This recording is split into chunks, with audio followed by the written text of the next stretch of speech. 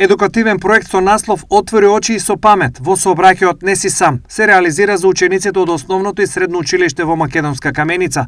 Целта е надградување на едукативното ниво за подигнување за јавната свест за поголема безбедност во сообраќајот. Проектот е резултат на соработката меѓу Рудник Саса, Општина Македонска Каменица и Министерството за внатрешни работи. Во рамки на овој проект ќе се одржат и едукативни работилници за вработените во Рудник Саса.